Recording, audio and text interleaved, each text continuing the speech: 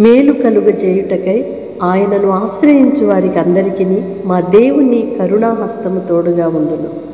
ఆమేన్.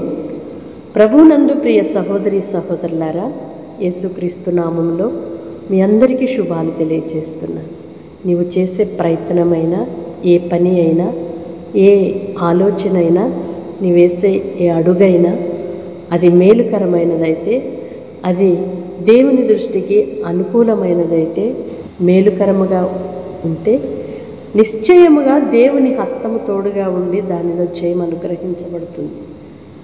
ఎన్ని ఆటంకాలు వచ్చినా దేవుని హస్తము వాటన్నిటినీ కూడా చెదరగొట్టి నీకు ప్రయోజనముగా మేలుకరమైన దానిని అనుగ్రహించువాడై ఉన్నాడు. కనుక నీవు చేయు ప్రయత్నము ఏదైనా అది నీకు మంచిగా దేవుని దృష్టికి అనుకూలమైన ఉండునట్లు చూసుకో. నిశ్చయముగా నీకు జయం కలుగుతుంది. నీవు చేసే ప్రయత్నములో నష్టము, కీడు, అపాయం ఉంటే నా దేవుని హస్తము నీ ప్రయత్నాలన్నిటిని అడ్డుకొని వాటన్నిటిని చెదరగొట్టి ఆయన నీతిని స్థాపించుకొని ఆయన ఏమై ఉన్నాడో రుజువు చేసుకోగలిగిన సమర్థుడు. ఇంత మంచి దేవుని, ఇంత శక్తి కలిగిన దేవుని, ఇంత నీతి న్యాయము కలిగిన దేవుని మనము కలిగి ఉన్నాము. ఎంత ధన్యులము కదూ.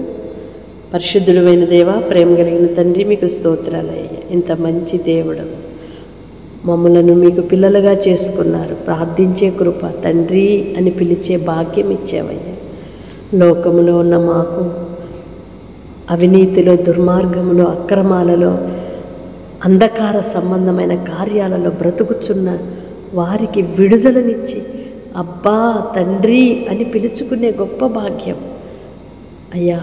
ఎంతగా నిన్ను స్తుతించినా మీ కృతజ్ఞులమేనయ్యా. ఎన్నటికీ మీ రుణస్థులమేనయ్యా. మీ కృపను మేము పొందుకుంటూ మీ కృపకు సాక్షులుగా బ్రతుకున్నట్లుగా సహాయం చేయమని వేడుకుంటున్నాము నాన్న. మీ స్తోత్రం. ఎందరైతే బిడ్డలు ప్రార్థనలు ఏకీభవిస్తున్నారో ప్రతి ఒక్కరిని మీరు దీవించండి, ప్రతి ఒక్కరిని మీరు బలపరచండి. వారు చేయు పూనుకొను ప్రతి పనిలో కూడా గొప్ప జయమును అనుగ్రహించండి. దేవుని కరుణాహస్తము వారితో ఉండునుగాక, మీ కరుణ వారికి ఉండునుగాక, మీ సహాయము వారికి కలుగునుగాక. కృప దయచేయమని యేసు నామములో ప్రార్థిస్తున్నాను తండ్రి. ఆమేన్. దేవుని కృప మీకు సమృద్ధిగా కలుగునుగాక.